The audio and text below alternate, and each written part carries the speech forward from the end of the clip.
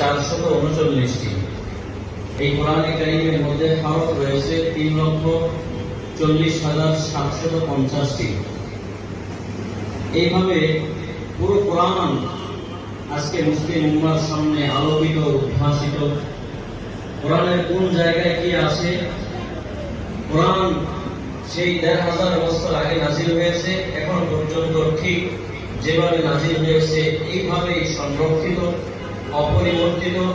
আল্লাহ যেভাবে নাজিল করেছেন ঠিক সেইভাবে এখন পর্যন্ত এই কোরআন বিদ্যমান রয়েছে। সুবহানাল্লাহ, ঠিক এইভাবেই আছে।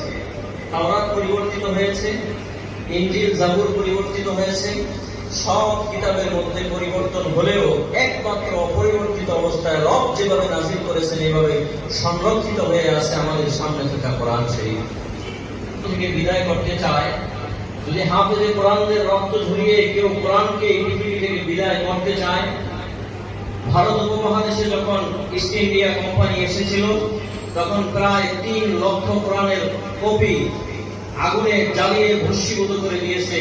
কিন্তু ইতিহাস একথার জ্বলন্ত সাক্ষী দেয় যে কোরআনের একটা নুসখাকে হাজার হাজার শত শত লক্ষাধিক নুসখাকে জ্বালিয়ে পুড়িয়ে এমনকি সমুদ্রে ভাসিয়ে কোরআনকে পৃথিবী থেকে বিদায় করতে চেয়েছে। কিন্তু এই কোরআন বিদায় নেওয়ার জন্য এই পৃথিবীতে আসেনি, বরং এই কোরআন জিবরিল আমিনের মাধ্যমে আমাদের রাসূলের সিনা এসেছে, রাসূলের সিনা থেকে সাহাবীদের সিনা এসেছে, সাহাবীদের সিনা থেকে তাবেঈদের সিনা এসেছে, তাবেঈদের সিনা থেকে তাবেঈদের সিনা এসেছে, আইম্মায়ে মুজতাহিদিনদের সিনা এসেছে।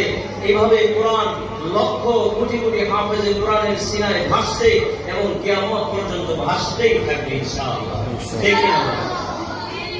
অতএব আমার ভাই, আমার প্রিয় ছাত্র ভাইয়েরা, বোনেরা, তোমাদের সৌভাগ্য এই কোরআন তোমরা শেখার জন্য বসতে পেরেছো। তোমাদের কাছে আমার এই আবেদন, নিবেদন এবং হৃদয়ের আকুল প্রত্যাশা, ইনশাআল্লাহ যতদিন এই দুনিয়াতে তুমি বেঁচে থাকবে ততদিন পর্যন্ত এই কোরআনটাকে জীবনের নিত্য সঙ্গী হিসেবে গ্রহণ করবে, কোরআন পড়বে। কোরআন যত পড়বে আল্লাহ তোমাকে তত বেশি